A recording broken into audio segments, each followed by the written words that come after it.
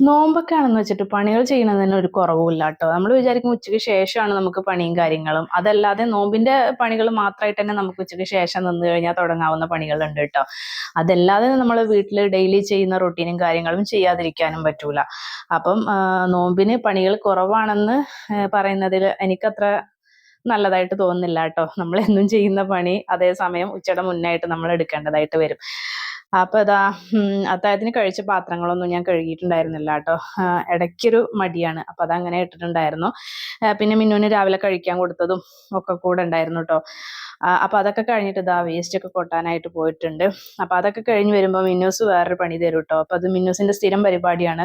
ഈ ബാസ്ക്കറ്റിൽ അവളുടെ ഡ്രസ്സ് മാത്രം അലക്കാനുള്ളത് ഇട്ട് വെക്കുന്നതാണ് കേട്ടോ. അപ്പൊ അത് അവിടെ എപ്പോഴോ വെക്കുന്നത് കണ്ടു കഴിഞ്ഞാൽ അപ്പൊ അതെടുത്ത് താഴെ കൊട്ടും, പിന്നെ അത് തിരിഞ്ഞു നോക്കത്തില്ല. പിന്നെ അതൊക്കെ കഴിഞ്ഞിട്ട് ഇതാ ബെഡ്ഷീറ്റും കാര്യങ്ങളൊക്കെ ഒന്ന് റെഡിയാക്കിയിട്ടു കേട്ടോ.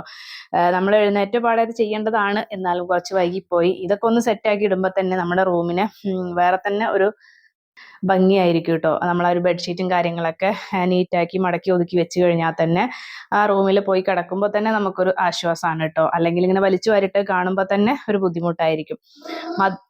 മദ്രസ അടച്ചിട്ട് ഏകദേശം 3 ആഴ്ചത്തോളം ആയിട്ടുണ്ട് കേട്ടോ. അപ്പം ഷാനാന്റെ പർദ്ദയും കാര്യങ്ങളൊക്കെ എപ്പോഴാണ് ഞാൻ അലക്കാൻ എടുക്കുന്നത് കേട്ടോ. ഇനിയിപ്പോൾ ഇൻഷാ അള്ളാ മദ്രസ തുറക്കുന്ന സമയത്ത് ആവശ്യം ഉണ്ടാവും. പിന്നെ ചെറുതായിട്ടുണ്ടെങ്കിൽ നമുക്ക് വേറെ എടുക്കേണ്ടതായിട്ടും വരും. പിന്നെ അതൊക്കെ കഴിഞ്ഞിട്ട് ഇതേ അലക്കാനായിട്ട് ഇട്ടിട്ടുണ്ട്. അപ്പൊ ഒന്നും അത്യാവശ്യം അലക്കാനുണ്ട്.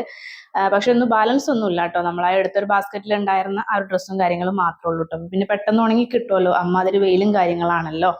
അപ്പം അതെന്തായാലും ഉച്ചയുടെ മുന്നേ ഇമാതിരി പരിപാടികളൊക്കെ കഴിച്ചു കഴിഞ്ഞാൽ പിന്നെ ഉച്ചയ്ക്ക് ശേഷം നമുക്ക് കുറച്ച് ക്ഷീണമാവുന്ന സമയത്ത് നമുക്ക് പിന്നെ ഇതിന് നിൽക്കേണ്ട ആവശ്യമില്ലല്ലോ.